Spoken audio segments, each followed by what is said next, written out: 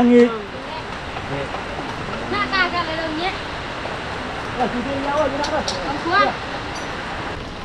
ตัวหนึ่ง8 โลตัวหนึ่ง18 โล15 โลโต5 โล8 โลก็มีพี่น้องไม่ได้เชลมีอ่ะนำไปหมักแล้วระวังในเท่าเนี่ยอายุจักปีแล้ว30 ปี30 ปียังบ่เท่าเนาะยังแข็งแรงอยู่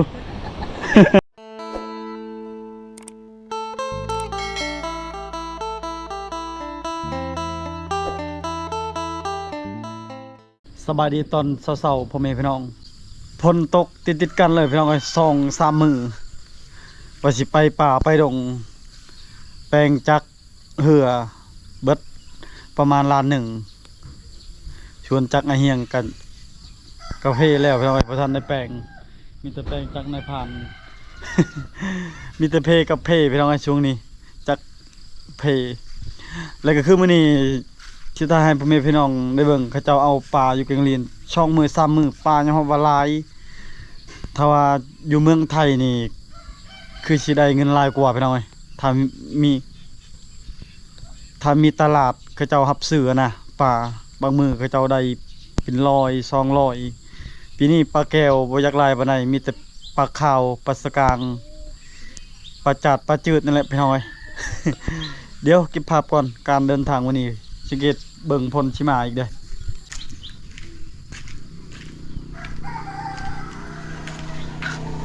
จากคืนนี้เลยพี่น้องเอ้ยหากระแปลงแล้วประมาณล้าน1นั่นแหละยังบ่ทันได้จ่ายค่าสร้างจากเก่านี่คันว่าจากใหม่นี้คือสิทนทานจากประมาณ4 ปีแล้ว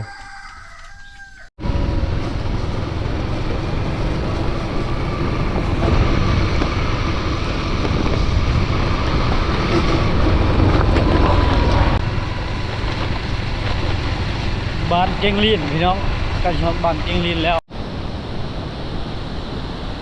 นำยังบ่หลายพี่น้องเอ้ยปกติเดือน8เดือน9แต่ว่าปีนี้ยังบ่ทันได้ฮอดหาก็เดือน7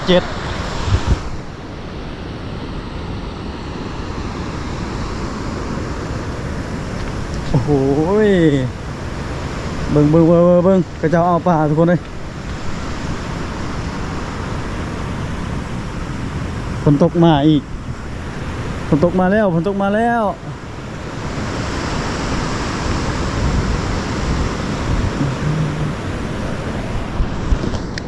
อ้พี่น้องสภาพมอ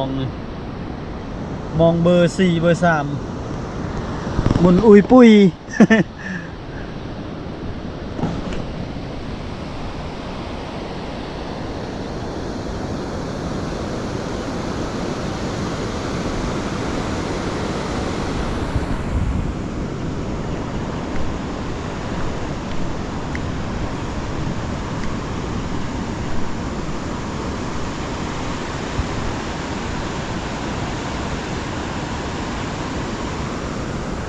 2 มือเขาจะเอาปลาอยู่นี่ส่วนหลายมันขึ้นตอนแรงกับตอนเช้าประมาณ3 โมง 4 โมงใกล้ชี้แจงปลาขึ้นนะเป็นยามนี่พี่น้องเอ้ยบ่แม่นว่าขึ้นตลอดเฮามาบ่ทันนี่บ่ได้ถ้าว่าไผมาทันนี่ก็ได้กินเขาเจ้าบางคนได้10 โล20 กว่าโลก็มี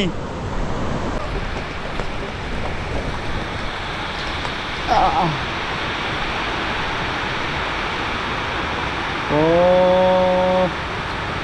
มาเด้อพาจะกินปลาพี่น้องเอ้ยเป็นโตครับเป็นโต 1 2 3ปลาครึ่งพี่น้องเอ้ยอ้ายพอโตเพิ่นซื้อไว้รับซื้อปลาเฉพาะอยู่บ้านกิงลินเราเป็นพ่อค้าใหญ่เบาง่ายซะตาม4 ปีก็คือแต่ละมือ100 ปลายโลเขาเจ้าได้ปลาครึ่งบางโตก็10 กว่าโล5 โลส่วนลายมีแต่โตใหญ่ๆก็คือในโตนี่เต็มโตเลยพี่น้องเอ้ยยังโตเป็นๆเลยปลาสดๆเขาเจ้าใส่เบ็ด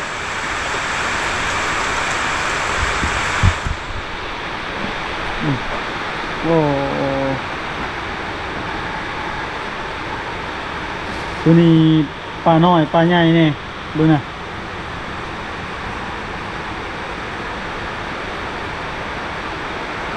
มันชื่อลำมาการเลยฮะกระดัง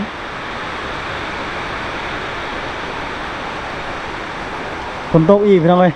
ว่าจะลงไปเบิ่งเขาเจ้าเอาปลาฝนตกปลาขึ้นแล้วส่วนทีมงานเฮาว่าสิลงใส่เบ็ดใส่หมองคือกันพอดีจักเทื่อมันเพก่อน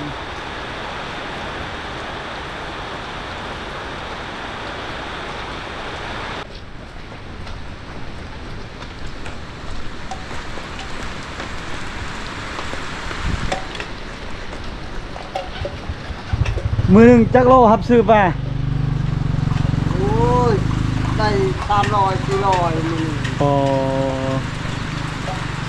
ปลาเครื่องนี่จักโตปลาเครื่องยินเป็นโต ชุดโต 10 โตเฉพาะปลาเครื่องยินไปแล้วไหม เขาไปขายเลยเท่าไหร่100 โลเลย ไปขายแล้ว100 โลปีนี้ได้หลายแล้วปีนี้ ที่นี่หลายกว่าพี่จ่า มีแต่โตใหญ่ๆปีนี้ ตัว10 โลตัว9 โลนี่ 300 400กว่าโลลายเป็นเงินนี่ ลายเติบเท่าแก่ใหญ่บุละอายเพิ่นครับสื่อเฉพาะปลาเขาจะเอามาขายแต่ละมือคักแล้วแบบนี้เพื่อนติดกับสายน้ำบริยานน้ำท่วมไม่ต้องแต่ละปีบริยาน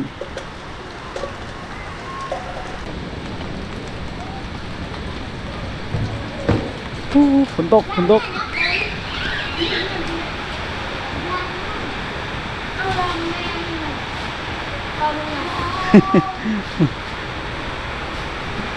โอ้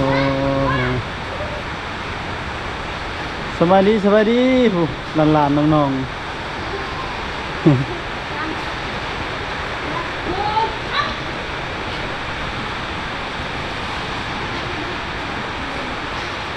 ตัวน้อยตัวใหญ่ตัวนี้ก็ใหญ่ทุกคนเลย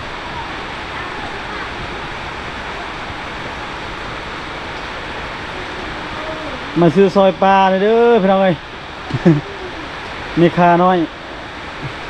ตัวนี้ใหญ่กว่าพี่น้อง เต็มที่ไป 1 2 3 4 โตแล้วเด้อจับเด้อ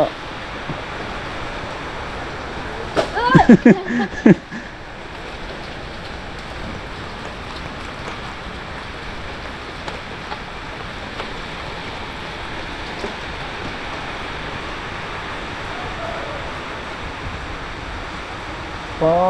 พี่น้องเอ้ยตัวนี้ยังมีตัวใหญ่อยู่10 ปลายโตเ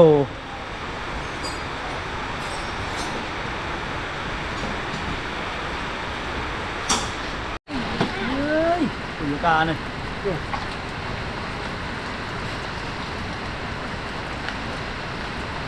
๋ยวตุกไปกองเปล่าเรื่องกินเว้ยละหน้าแข้งมันอะไรเนี่ยกระ ใคร แม่ ไม่ฆ่าใครป่า ตุกไปหน้าแข้งมันอะไรเนี่ยกระแม่เจอได้ 1 เลย 2 3 อันเปิดตลาดก็ 10 กว่าโตพี่น้องเอ้ย ตัดเกลียวงาม โอ้ทั้งไงคือบ่บ่อยที่เจอตาคืออาตาแอมตัวเจ้าคนเหนื่อยเจอการสมา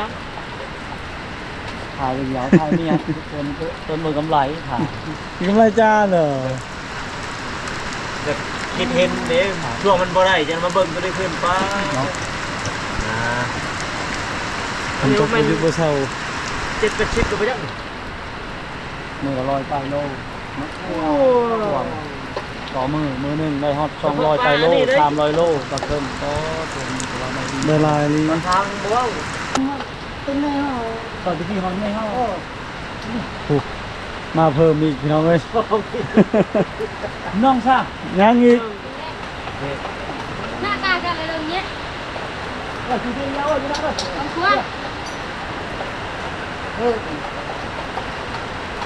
ออกไปละหนังเอ้ย ดิบตัว5จะเสร็จ ชื่อพวกปลาเค็งโล50,000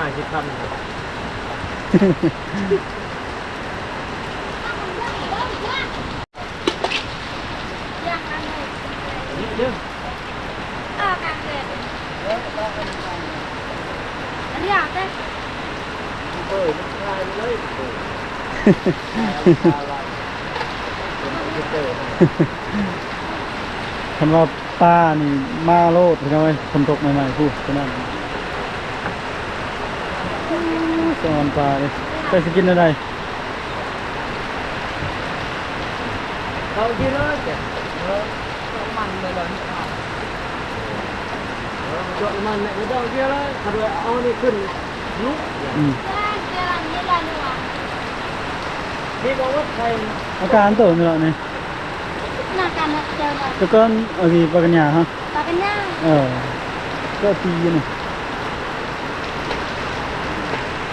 ขึ้นน้ำก็ได้กับฟองขึ้นน้ำก็ได้ ได้ ลายเป็นไงสิ มาพี่น้องใครจะกินปลามาฮะผู้บ่าวผู้สาวเก่งลีนเด้อคนในปลาทุกเบ็ดทุกมองตอนปลาเคิงปลาเพียปลากินหญ้าทุกคนเลย อาทั้งเลย พระเจ้าหับซื้อปลาหับซื้อในล่าแล้วก็เอาไปขาย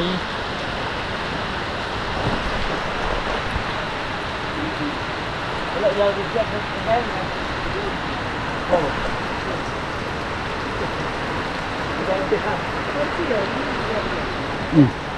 เท่าแก่ปลาหับซื้อปลา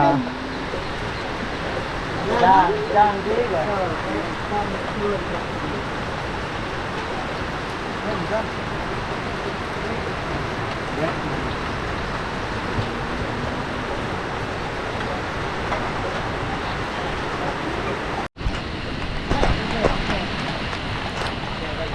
หนหน้าผม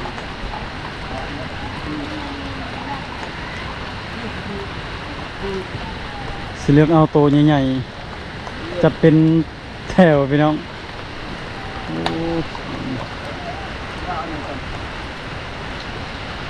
เนี่ยนี่มันเนี่ย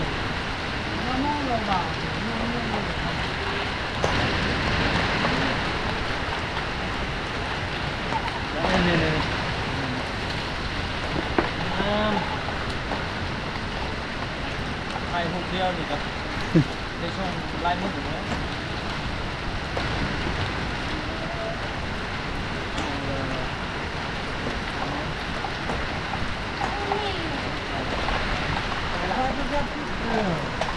ก็เบิร์นเสร็จแล้ว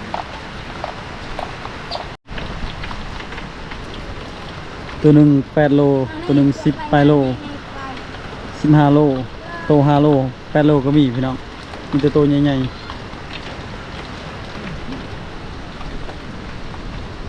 เป็นยังไงกันยัง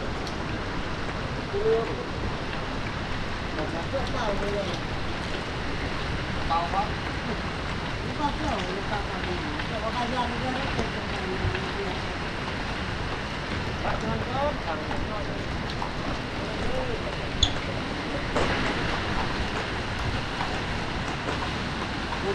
ออกจากมือไป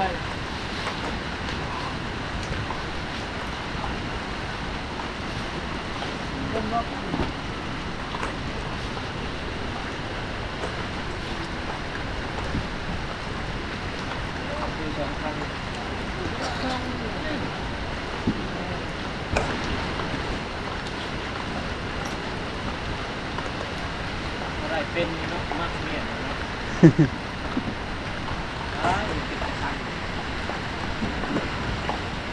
ไปดูทำไมมาส่งเลย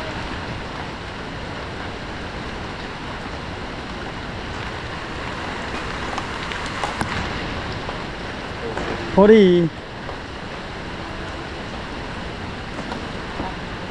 เฮ้ยเฮ้ยโตมาสิโตงานมันเรา เอาออกไปใช่ไหม จำหลังมาเรื่อยๆเลยงานเลย ประมาณยังใส่ปลาเนี่ย ใส่เติมอีก2 โตพอดีเลย2 โต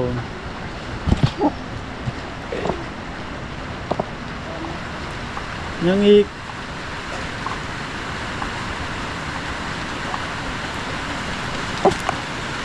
น้องมะนำเตี้ยซา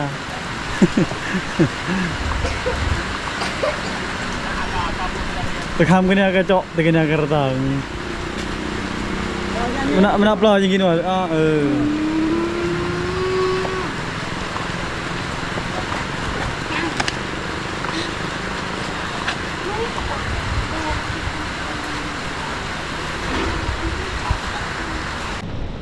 ฝนตกพายุบ่เศร้า3 มื้อ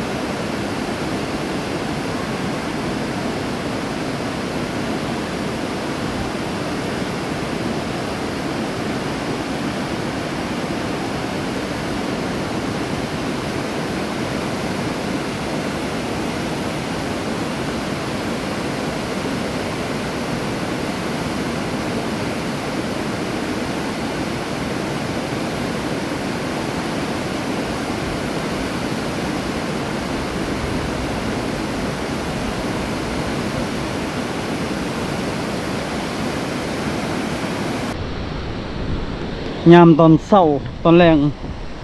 คนเต็มมาหาปลาโดยเฉพาะเลยทุกคนเลย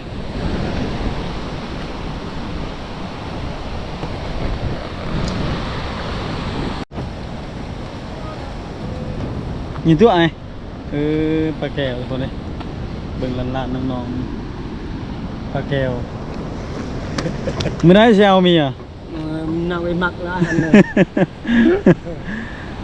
ระวังในเท่าเนี่ยอายุจักปีแล้ว 30 ปี 30 ปียังบ่เท่าเนาะ ยั ยัง งบ่เฒ่า แข็งๆอยู่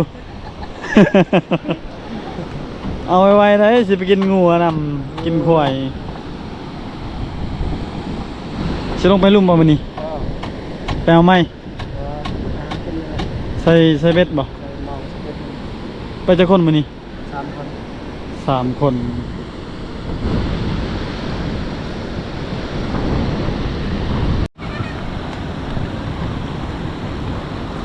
มาเบิ่งน้องๆสอนปลาแก้วสบายดีสบายดี ทุกคนเลยปลาแก้ว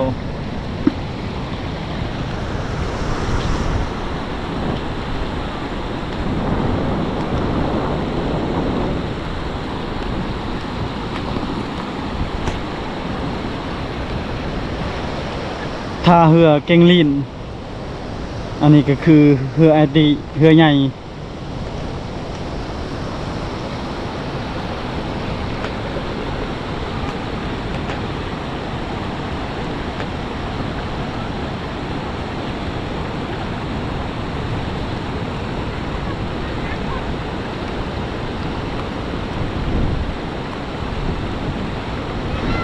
ให้พ้นหยุดตกก่อนพี่น้องจะเฮ็ดเบิ่ง2-3 มื้อพายุสิมาแล้วก็เลยไปปลาบ่ได้คนเสาตกแล้วก็เอามองเอาเบ็ดสิลงไปลุ่มแหละเห็น FC 2-3 คนคอมเมนต์มาว่าพาเดือนคือปอไปจับปลาอะไรไก่เพื่อตายแน่แล้วก็ช่องมาพายุเข้า